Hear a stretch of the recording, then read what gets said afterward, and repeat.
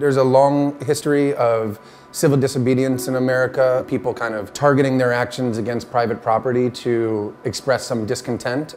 I've decided to target outdoor advertising as the private property which I see as altering the public landscape in a negative way.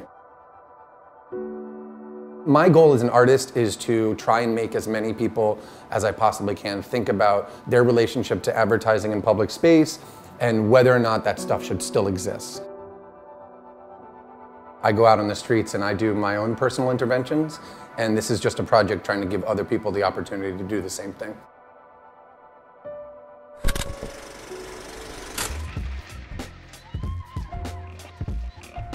I don't love advertising. I understand it's kind of a necessary evil.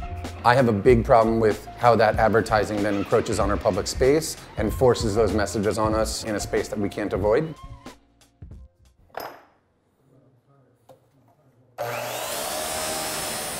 This is Jordan Seiler, and right now he's making a set of homemade keys that can open advertising displays built into city bus stops.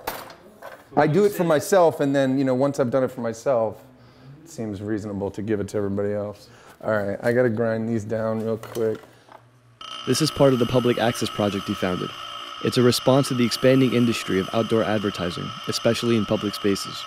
He welds the keys from scratch and distributes them online to anyone who wants to participate in the civil disobedience. I'm not a professional welder by any stretch of the imagination, but I can make these keys functional. It's kind of an art project. I'm making functional sculptures. What I'm doing as an artist is kind of akin to a form of public protest. I have an issue that I think needs to be addressed, and I'm trying to address that in the most interesting way that I possibly can. Ingesting higher amounts of advertising in general will cause you to privilege what are called extrinsic behaviors and suppress intrinsic behaviors. You spend more time paying attention to numero uno and less time paying attention to everybody else.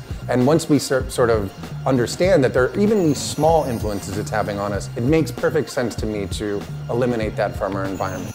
When they take over an entire station and they call it a station domination, the words explain what they're trying to do mentally to us, right? The project intends to distribute the keys as wide as possible. Since it started, the project has expanded into a global phenomenon, with keys available in over 40 cities around the world. The hashtag, yeah, we got keys for that, chronicles their progress.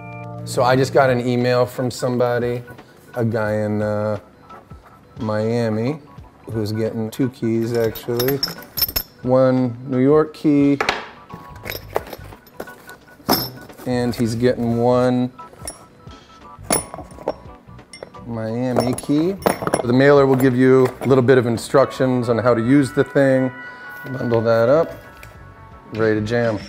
In order to kind of stand behind my statement, I need to own what I'm saying, and to do that, I need to show my face, I need to give you my name, because if I were to hide behind some pixelation and a pseudonym, that would be the admission, my own admission that what I'm doing is criminal. And what I think I'm doing is acting within my right as a public citizen to question the way our city is being used and the way our society is progressing. If a legal challenge to what I'm doing needs to happen, they know who to call.